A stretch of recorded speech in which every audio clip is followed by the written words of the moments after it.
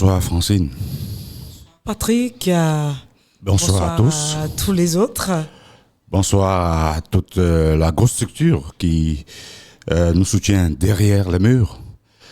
Ça s'est passé très bien la semaine, je suppose. Oui, la semaine a été assez chaude, on va le dire. On continue avec la grève des enseignants, qui continue les revendications.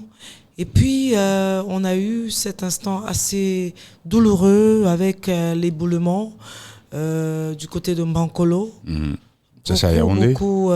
Beaucoup de cris de larmes, situation assez critique qui ne laisse vraiment personne indifférent avec la descente des différents ministres et bien évidemment d'autres autorités politiques et autres. On va faire un coup de chapeau à tous ceux qui interviennent de près comme de loin, qui ne ménagent aucun effort pour accompagner ces populations assez éprouvées. Patrick. Ça, il faut le dire. Bonsoir chez tous, bonsoir une fois de plus. Le monde bouge, celui de l'éducation aussi. Toute la communauté qui la compose dans sa globalité. Les enseignants du public sont en grogne, entre autres pour les salaires et avancements grippés depuis plus de 2 ans au Cameroun. Tout esprit équilibré devrait se poser une question toute simple. Comment et pourquoi ? Où passe l'argent qui leur a été destiné ? Existe-t-il encore la crainte de la chose détruite dans notre comportement de chaque jour ? Ceux qui n'ont pas les moyens d'expatrier leur progéniture pour une éducation ailleurs, sont-ils en ce moment programmés pour échouer ?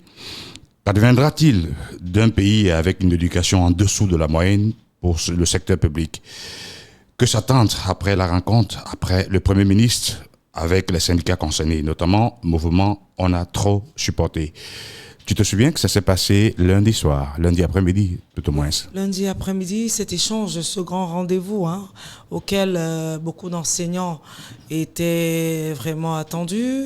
Il y a eu l'intervention des syndicats, parmi lesquels on peut citer le CK, le SINES. Il y a plein d'autres syndicats et puis des partenaires qui ont intervenu avec bien évidemment la présence des différents ministères engagés dans cette situation. Mais au sorti de cette réunion, beaucoup d'enseignants s'attendaient au fait que les revendications en elles-mêmes pouvaient porter des fruits. Mais jusqu'ici, lorsqu'on se rend compte qu'on continue de voir des publications, des photos faites par les enseignants qui continuent de façon de marteler de façon effective, on a trop supporté, on comprend que la situation jusqu'ici n'a pas encore changé. Il faudrait rappeler, Patrick, que les enseignants revendiquent entre autres les avancements, le statut spécial de l'enseignant, parce que en termes de statut spécial de l'enseignant, il faudrait revenir sur un point essentiel, c'est-à-dire que à indice égal, les enseignants n'ont pas le même salaire que d'autres corps de métier, plus particulièrement. Et puis comment ça s'explique ? Bon, c'est là véritablement le problème, parce que on prend un cas le plus pratique que les enseignants prennent, c'est celui des hommes en tenue de l'armée. Alors, on se demande, lorsqu'on a un indice 430 par exemple, on se retrouve dans l'armée à un salaire qui n'est même pas à côté de celui de l'enseignant au même indice. Alors, ça pose fortement problème, d'où l'une des revendications.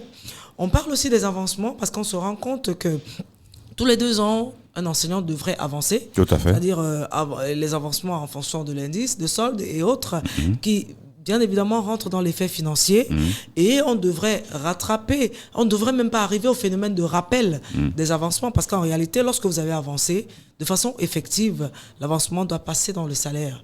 C'est-à-dire que vous avez un ajout, peut-être, je prends un cas banal, de 9 000 et poussières pour certains, 10 000 pour d'autres.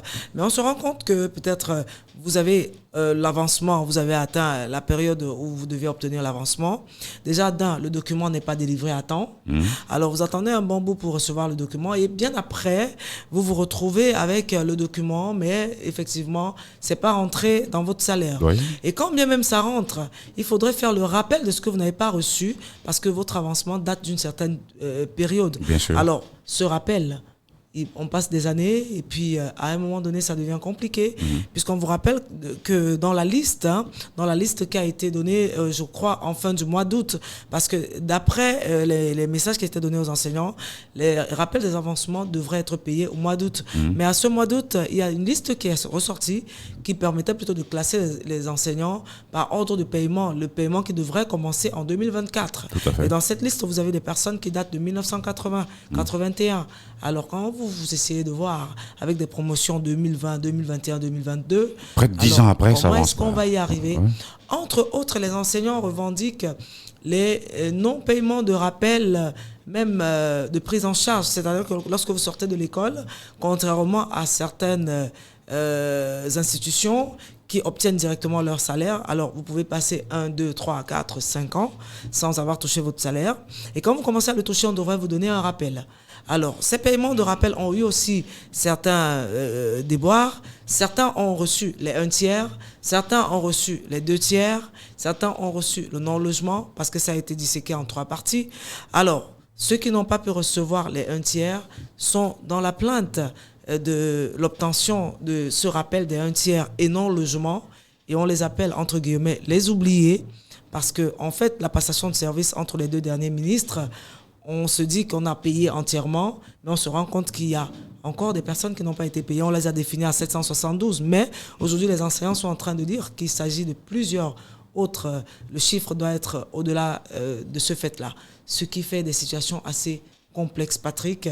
Et puis, il y a ce statut spécial de l'enseignant qui est énormément revendiqué. Donc, ils sont nombreux les problèmes des enseignants et on espère vraiment qu'on trouvera des solutions parce que la température monte et ça devient assez délicat. J'ai brûle l'envie de poser une question toute simple. Pourquoi ça bloque avec autant d'énergie pour régler des choses qui sont faciles en principe? Peut-être facile, mais... C'est fait exprès pour que ça cogne, pour que ça merde? Si on rentre encore dans un autre phénomène chez les enseignants, l'année surpassée, il y a une autre revendication qui est le non-paiement des frais de correction. Alors, comment expliquer? Si je prends juste ce contexte-là, je ne sais pas si je pourrais apporter des réponses à l'autre côté des rappels et autres. On va faire simple, Francine. Avant un examen, prenons n'importe lequel, pour la toi au baccalauréat, les frais sont payés à l'avance par l'élève. Bien évidemment, les élèves payent les frais. Et il y a même généralement avec un peu de retard qui payent les pénalités. Oui. Donc l'explication, personne ne saurait vraiment vous Où donner. va cet argent? À l'office baccalauréat, au ministère consacré à l'enseignement supérieur? Il faudrait prendre les réactions des uns et des autres pour savoir un peu ce qu'ils pensent de cette situation. Toujours est-il que cet argent va quelque part. Pourquoi au moment opportun, il suffirait de débloquer pour le leur donner? Ça bloque, ça coince. Pourquoi? Les choses les plus faciles ailleurs sont toujours difficiles. C'est ce que les enseignants essaient de revendiquer en ce moment même. Alors les réponses, je pense qu'on pourrait avoir quelques-unes, peut-être de nos téléspectateurs et auditeurs, qui pourront peut-être intervenir à travers la question du jour. Patrick, pour la rappeler. La question du jour est, un mois après la rentrée scolaire et quelques jours pour la rentrée académique, quels sont les états des lieux, notamment présentement, à l'heure où on parle? Quel est le bilan qu'on peut faire un mois après? C'est une question. Nous attendons vos réactions parce que nous-mêmes, nous sommes stupéfaits sur le plateau. Sur la page intégrale Radio-Vision. Nous espérons vraiment que les uns et les autres qui sont impliqués dans la résolution de cette situation pourront apporter très très bientôt des solutions. En attendant, nous attendons... le pléonasme en vaut la peine. Nous attendons les réactions des uns et des autres sur la page intégrale Radio-Vision. N'hésitez pas à écrire, à donner votre avis. Tout à fait. On va se retrouver juste après cette petite virgule.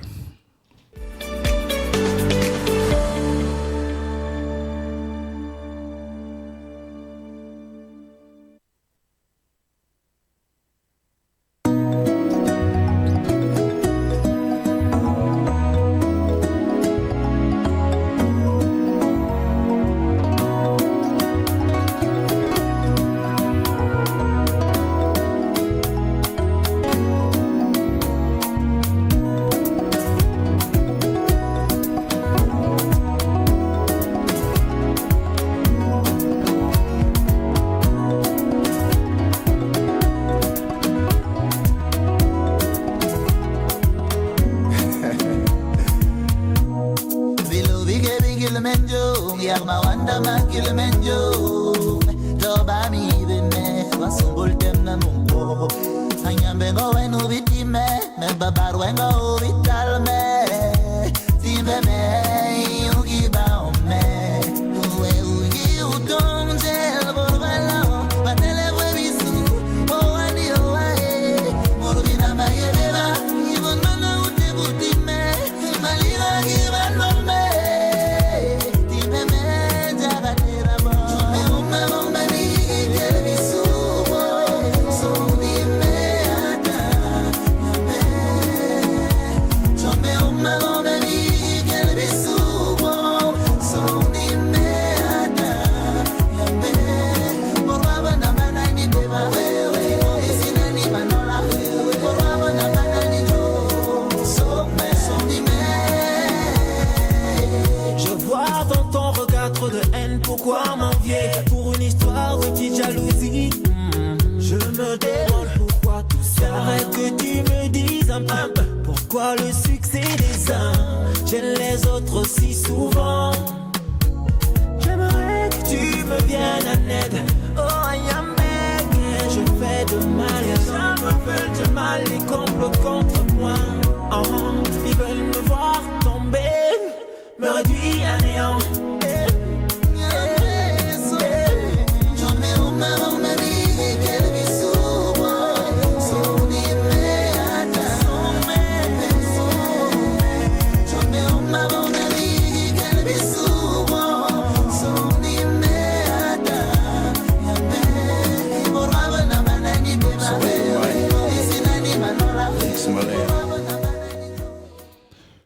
Heureux de vous retrouver sur ce plateau d'Educa Voice, une mission consacrée au monde de l'éducation, à toute la communauté éducative dans sa globalité, enseignants, parents, élèves, tuteurs, bref, vous tous qui nous suivez en direct à l'instant sur Intégral Radio Vision. Alors Francine, Patrick, si on te posait cette question toute simple, tu ne seras pas contente, mais je vais la poser quand même. Un mois après la rentrée scolaire et quelques jours pour la rentrée académique, quelle note peux-tu donner entre 1 et 10?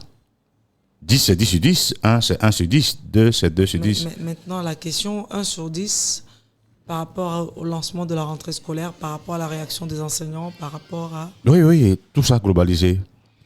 De façon honnête, normalement, il ne devrait pas avoir de notes. Parce que, Patrick, vous savez, lorsqu'on sait qu'on a besoin des formateurs pour pouvoir former, pour pouvoir manager. Tout à fait. Lorsqu'on sait que pour... Surtout des formateurs assez outillés. Très bien. Et des formateurs assez outillés qui ont été formés spécialement dans des écoles normales. C'est-à-dire qu'ils ont été agrégés. En fait, ils ont des agréments qui leur permettent d'exercer promptement leurs fonctions. Absolument. Et puis, ils ont été affectés par des décrets et autres. Ça veut dire qu'on valide le fait qu'ils soient responsable des enseignements. Tout à fait. Je ne pense pas qu'on devrait avoir une telle marginalisation. Moi, je la mets comme ça, entre guillemets, parce que c'est assez difficile de se rendre compte qu'un matin, quelqu'un devrait se lever, aller faire des cours, prendre la peine d'expliquer aux enfants des autres ce que ses propres enfants ne peuvent pas avoir. Parce que lorsque vous êtes dans les capacités d'envoyer vos propres enfants à l'école, vous-même de payer votre transport, de survivre, parce que la fois dernière, nous avons pensé particulièrement à ces enseignants des zones rurales, ces femmes qui quittent leur foyer pour aller enseigner très très loin, qui risquent leur vie. Quand on imagine au Nozo, avec toutes les conditions, ces enseignants qui se sacrifient, alors est-ce que ça vaut la peine de les voir tout le temps dans les revendications, se plaindre, venir poser des problèmes? C'est pas OTS 1, c'est OTS 2. Ils le disent bien. Ça veut dire qu'il y a eu des étapes. Et aujourd'hui, on se retrouve là. Où est la difficulté? Qu'est-ce qui cloche? Tu l'as dit tout à l'heure. Est-ce que c'est pas dégradant un peu pour ce qui est de la qualité de l'enseignement après? C'est même dégradant parce que lorsqu'on essaie de regarder juste à côté, au Sénégal, quand on regarde un peu la marche sur laquelle est considéré l'enseignant, en Côte d'Ivoire, ce qui a été fait pour les enseignants, quand on regarde au Gabon, ce qui a Ou au été Tchad, à fait côté. pour les enseignants, c'est assez compliqué. Oui. Quand on reconnaît qu'en Afrique centrale, le Cameroun est l'un des piliers en matière d'un certain nombre de choses, et même dans l'éducation, parce Tout que à dans fait. nos universités, écoles normales et écoles professionnelles, on retrouve beaucoup de ces compatriotes qui préfèrent venir au Cameroun S'outiller, se récolter, former. voilà, Oui. se former. Oui. Ça prouve que l'enseignement au Cameroun est l'une des bases en Afrique centrale. Donc du coup, comment se retrouver dans ce système? Est-ce qu'il faut C'est assez compliqué. utiliser ce verbe au présent de l'indicatif était ou est encore? Est-ce que le Cameroun est encore un pays de base pour l'enseignement, compte tenu de tout ce que les acteurs de ce secteur, notamment les enseignants, en vivent? réalité, on devrait dire que le Cameroun est encore un pays de base. C'est certainement le management qui pose problème. Parce que je tiens à te rappeler que dans cette revendication des enseignants, il y a eu des notes du président de la République qui demandaient de remplir un certain nombre de formalités pour essayer de résoudre le problème des enseignants. Alors, il n'y a pas eu de suite à un moment donné. Là, ça devient délicat.